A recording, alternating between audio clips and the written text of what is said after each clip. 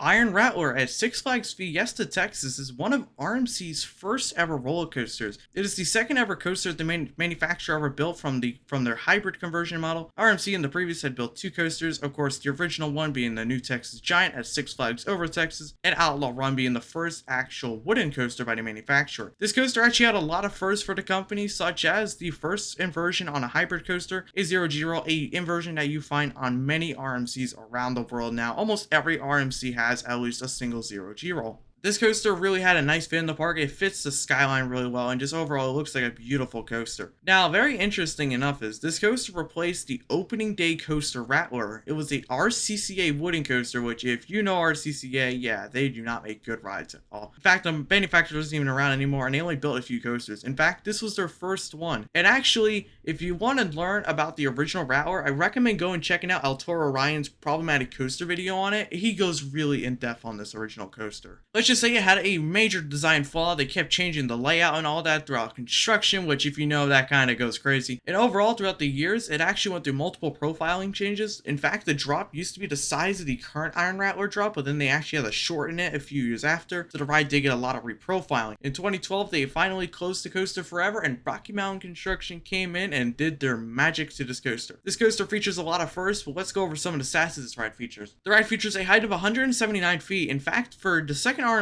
it is actually one of RMC's tallest roller coasters. It's actually really tall, and it's really impressive, the stats on it. You have the 179-foot lift hill with a very steep drop. In fact, this drop is very unique, as I'll point out in a few minutes, where it has a very unique double twist to it, which you really can't find on any other RMC coaster. It also is the first ever RMC to feature an inversion, your standard zero G roll, but a really nice upward zero G roll. Is a lot of fun. And then also you dive off the quarry wall multiple times. In fact, you dive off of it 3 times. Technically, the first drop is a dive off. You dive off it on an overbank turn, and then of course the famous drop off the quarry wall.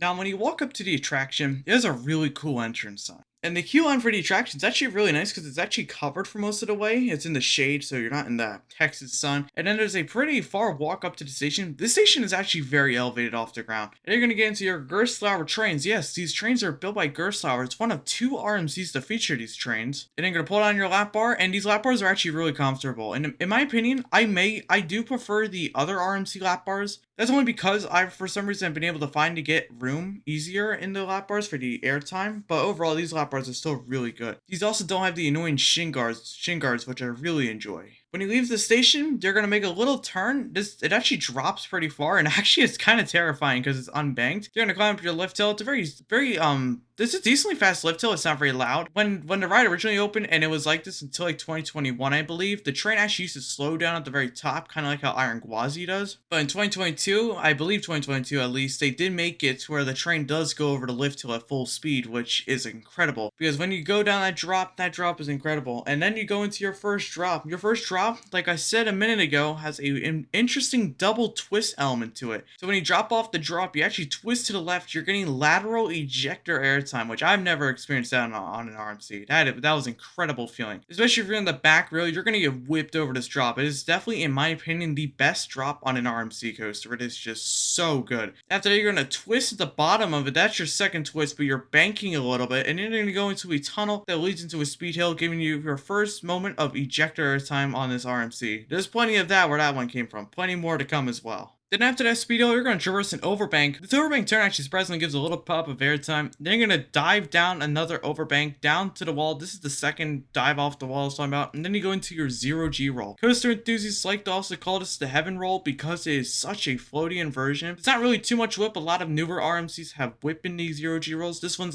is really floaty. And then you get a really nice pop of ejector coming out of it. It's a really fun zero G roll, and I really enjoy it. Definitely one of my favorite zero G rolls in my opinion. After that zero G roll, you're going to go into a crazy ejector airtime hill. Yes, the ride may slow down up here. This still gives some of the best airtime on the ride. It is very forceful, and it kind of reminds me a lot of RMC's newer elements and some of their newer coasters. After that, you're going to traverse a few quick little twists. You bank one way, and then you outer bank the other way. These are okay moments. They don't really give much of really anything, but they give a really cool feeling. After, you're going to go into another hill. If you're in the back, you'll get a little pop of ejector, and then you dive down the main drop. This is the drop that everyone knows, the dive off the quarry wall. This is one of the best ejector airtime airtime moments on a roller coaster if you're in that back car. Kind of like the first drop in a way. This is kind of that, and but just smaller. Such a great moment on a ride. One of my favorite moments on a roller coaster in general. After you're going to turn, and then you go into the quarry wall. This is very cool because it's the only coaster at the park that actually does this. And then after you go through the wall, you'll pop up, giving a crazy moment of ejector airtime, hitting your final brake run.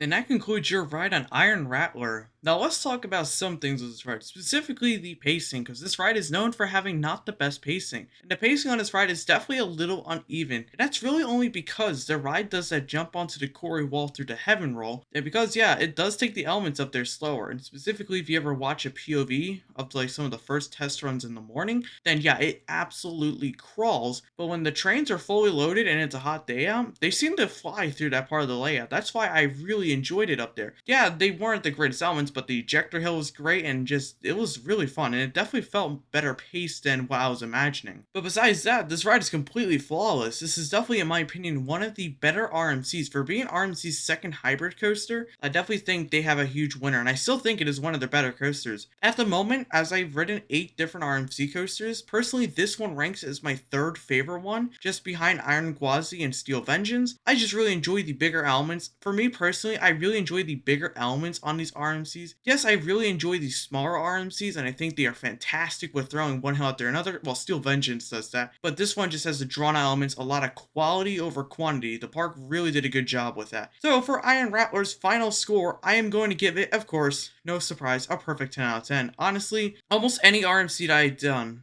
is a perfect 10 out of 10. Yes, there's a few exceptions that I've done, but most of them are a 10 out of 10. And yes, in my opinion, this is a top 10 coaster for me. Specifically, where does it rank? I haven't really determined, but I'm kind of thinking around the number 7 spot. I don't know if I'd rank it over Intimidator 305 or Skyrush yet, but at the moment it's definitely a top 10 coaster. So that is going to do it for today's video. I hope you guys enjoyed the video. Tell me what your guys' thought on Iron Rattler. Have you guys ridden the coaster? Do you guys agree with me? Do you think it's one of the better RMCs, or do you disagree with me and think it's one of the weaker RMCs? Leave all those thoughts in the comment section down below. Remember, I have the off-ride channel, which will be linked in the description. If you want to use any footage, such as the off-ride that's used in this video, will be coming out in a few days on that channel, in a few weeks on that channel. So yeah, you definitely go check it out and use it. It is all no copyright. Yeah, and we have tons of content coming out on the channel. Go check it out. I'll see you guys in the next video, and bye everyone.